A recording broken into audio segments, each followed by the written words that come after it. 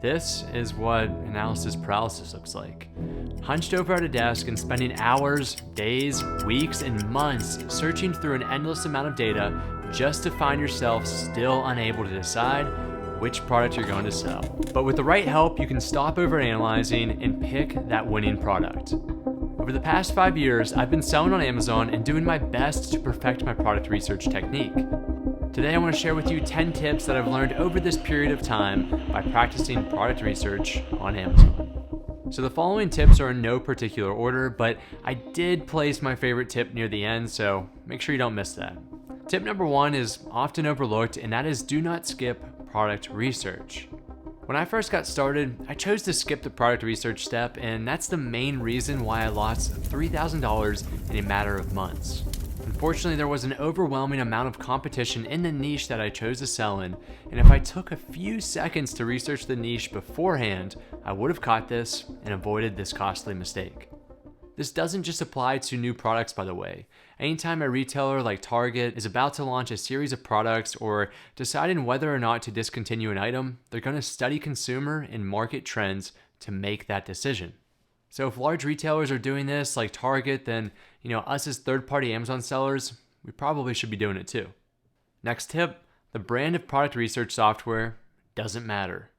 I've used just about every single Amazon product research software that is available on the market, and I'm here to tell you that they're arguably the same. They're all pulling data from at least one of the same databases, which typically comes from Amazon through an API. So it all comes down to which software is more dependable and also which one is easier to use. I personally think that Jungle Scout is the best option for product research software on Amazon, but feel free to use any other software to assist you with your research. Tip number 3, find which categories you prefer to sell in and stick to them. By doing this, you'll be more efficient in discovering new opportunities since you're not wasting time looking through niches and categories that you actually have no intention of selling in. As a beginner Amazon seller, I recommend selling in sports and outdoors, kitchen and dining, or home and kitchen, as these categories offer the least amount of restrictions when it comes to listing a new product as a new seller.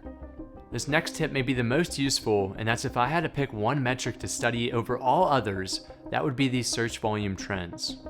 Our goal as an Amazon seller is to find which product niche provides the highest return on investment at the lowest risk, right?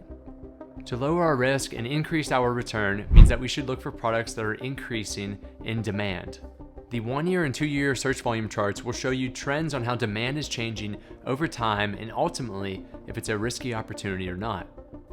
Ideally, look for a chart that looks like this over the previous 2 years because this suggests that demand will continue to increase in the months to come. The 5th tip is a quick one, and that's 90-day search trend is more important than 30-day search trend. Here's an easy way of understanding this. If we were betting on horses and I told you that horse number 1 over here has won every race in the last 3 months and horse number 2 over here has won every race of its own in the last month, which one would you bet on? Horse number 1, of course, because it has a better track record and it's more dependable. So be more strict with your data when it comes to the 90-day versus 30-day search trend and always favor the 90-day over the 30-day. Tip number 6, seasonality comes from search volume and intuition, not from software. Regardless of the software that I use, I've always found the seasonality metric to be somewhat flawed when I'm using the software. If you want to figure out if a product is seasonal or not, first use your intuition and then ask yourself, is it associated with a season or holiday? Second, check the search volume chart to see if there are historical upward trends in demand during a less than 3-month span. For example, this product niche of Christmas decorations is marked as not being seasonal despite seeing obvious upward trends during a short period of time. So always trust your intuition and search volume trends over the seasonality metric to avoid seasonal products. Tip number 7, fad products can destroy your business. A fad is a product that has a very brief product life cycle that rises quickly in popularity, but then declines just as quickly. Think of fidget toys or fidget spinners. These are common examples of fads. You can use the search volume charts to find products like this and looking for a significant, sharp increase in demand over a relatively short period of time. I would avoid selling these products at all costs because if you're at the wrong end of that demand or competition has risen too quickly when you begin selling that product, you're going to be at a major loss. Okay, 2 more tips and then we can get to the most important one. Next is that differentiating your product is just as important as discovering the niche. You have to realize that there are thousands, if not more, of people just like you looking at these same data. This means that you're going to have a flood of new sellers joining your niche at relatively the same time when you begin selling your product. If you do not deliver more value to the customer through your product versus others, then you're going to have an uphill battle. Enhance your design, add some unique features to it, or even change the color. It's going to pay dividends, trust me. Okay, tip number 9, and that's understanding that product research is only a tool. Tools are there to assist you, however, they cannot do the work for you, and they're not a magic money button. Use it as a tool to help you find a product, but at the end of the day, recognize you're the one in control, and success ultimately depends on you. All right, the final tip here, tip number 10, and that's finding a product niche that has a stable or increasing sales price history. Let's take a look at this price history chart to better understand this. Over the past 2 years, the average sales price in this niche has decreased.